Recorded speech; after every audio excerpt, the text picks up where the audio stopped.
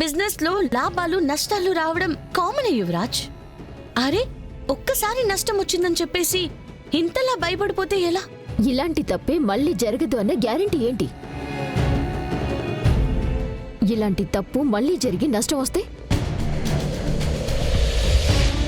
అమ్మే కౌశికి, నీ మీద నమ్మకం లేక కాదమ్మే, కానీ కంపెనీలో షేర్లన్నీ నీ పేరు మీదే ఉండాయి. సీఈఓగా కూడా నువ్వే ఉండావు. రేపు హెచ్చు తగ్గులయ్యి నువ్వు బాగానే ఉంటావు. మరి యువరాజు పరిస్థితి ఏంది చెప్పు?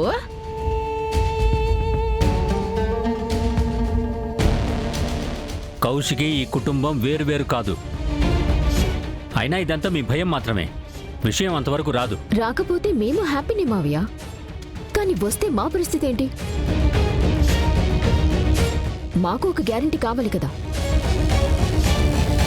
ఆమె కౌశికి, ఈ డీల్ గాని పోతే సీఈఓ పదవికి రాజీనామా చేసి షేర్స్లో సగం మాకిస్తానని నువ్వే కదా చెప్పుండావు.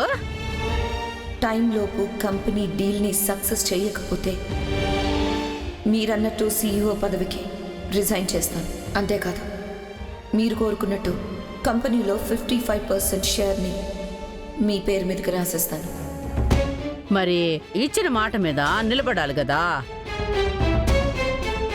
అత్తయ్య గారు, కంపెనీ అంటే 4 ప్రాజెక్ట్స్, 100 మంది ఎంప్లాయీస్ కాదు, 100ల మంది నమ్మకం. అదంతా వదిన చూసొచ్చిన నమ్మకం. ఇప్పుడు వదిన సీఈఓ పదవికి రిజైన్ చేస్తే మీరు భయపడిన నష్టాలు ఇప్పుడొస్తాయి.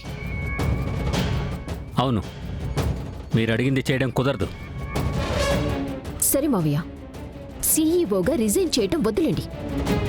కంపెనీలో సగం వాటా మా పేరు మీద రాసి మంచిపండి, మా పేరు మీద రాసి మంచిపండి, మా పేరు మీద రాసి మంచిపండి.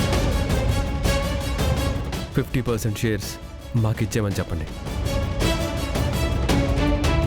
అప్పుడు మాకు కూడా కొంచెం ధైర్యంగా ఉంటుంది. సగం షేర్స్ రాసివ్వాలా? అదెలా కుదురుతుంది? ఎందుకు కుదరదు? అయినా అడగటానికి మీరెవరు? వదినా, మీరు డీల్ ఫినిష్ చేయలేకపోయారు, మేము షేర్స్ అడుగుతున్నాం. ఇందులో న్యాయం ఉంది కదా.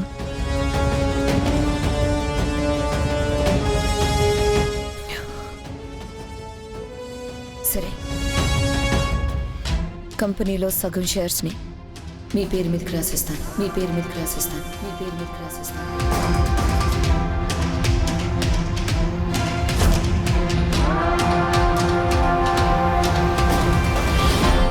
వదినా, ఆవేశంలో ఆలోచించకుండా నిర్ణయాలు తీసుకోకండి. ఆలోచించే తీసుకుంటున్నాను జగదాత్రి. ఇచ్చిన మాట కౌశికి ఎప్పుడు తప్పలేదు, ఇప్పుడు తప్పను. డాక్యుమెంట్స్ రెడీ చేపించి సైన్ చేస్తాను. అవసరం లేదమ్మే, ముందే తయారు చేపించి పెట్టుండాము. ఇప్పుడే వస్తా ఉండు.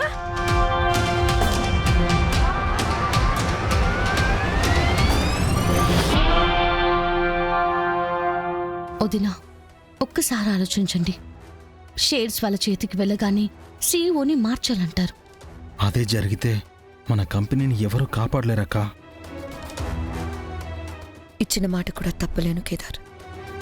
షేర్స్ వచ్చాక కంపెనీని ఎలా కాపాడుకోవాలో, ఏం చేయాలో ఆలోచిస్తాను. ఈ విషయంలో నా నిర్ణయం మారదు. సరే వదినా, కనీసం మీకు తెలియకుండా కంపెనీ షేర్స్ని అమ్మకూడదన్న కండిషన్ అయినా పెట్టండి.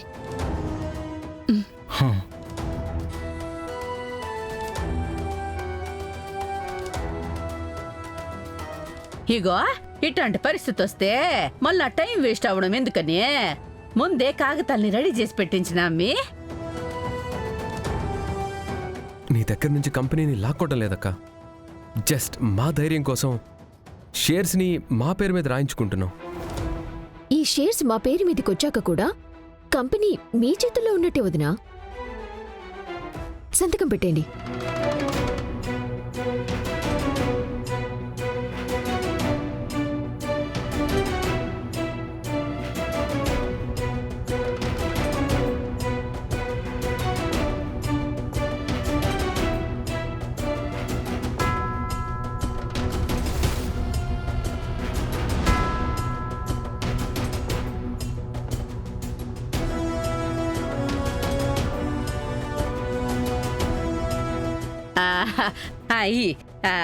అయిపోయి ఉండదులే అమ్మి.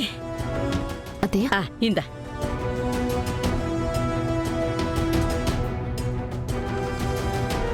ఇచ్చిన మాట నిలబెట్టుకున్నందుకు థ్యాంక్స్ వదినా.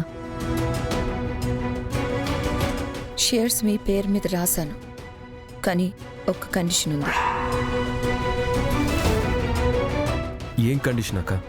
కంపెనీ షేర్స్ని మీరు అమ్మకూడదు. వేరే వాళ్ళ పేరు మీదకి ట్రాన్స్ఫర్ చేయకూడదు.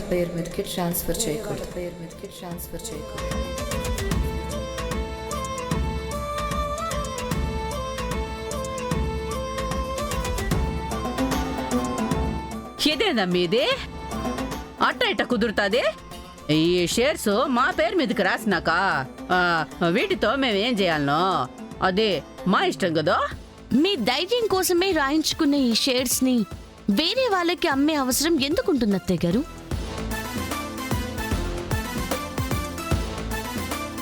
ధైర్యంగా షేర్స్ మీ దగ్గరే పెట్టుకోండి. షేర్స్ని అమ్మే ఆలోచనలుంటే తీసి పక్కన పడేయండి. కౌశికి ఇచ్చిన మాట ప్రకారం షేర్స్ మీకిచ్చింది. మాకు తెలియకుండా వాటిని అమ్మడం లాంటివి చేస్తే మీ చేతిలో ఉన్న పేపర్స్ చిత్తు కాగితాలుగా మారేలా నేను చేస్తాను. చెప్పింది వినిపించిందనుకుంటా నిషి. వినిపించింది, అర్థమైంది. మీరు ఏం చేస్తారో మీరు చెప్పారు, మేమేం చేస్తామో మీరు చూస్తారు. పదనతయ్య.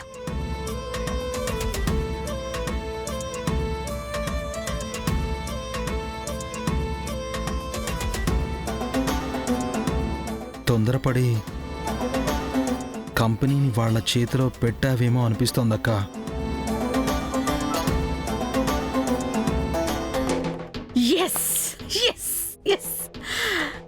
ఏం కన్నా స్వామి, ఎన్నాళ్ళకి నా కల నిజం చేసుండావు. అసలు అక్క ఇంత ఈజీగా షేర్స్ని మన పేరు మీద రాస్తుందని అస్సలు అనుకోలేదమ్మా. అయినా నువ్వేంటి నిషి CEO పోస్ట్ వద్దని చెప్పేశావు? అవునమ్మి, ఆ అమ్మితో గట్టిగా మాట్లాడు ఉంటే CEO పదవి కూడా మనకే వచ్చుండేది కదా.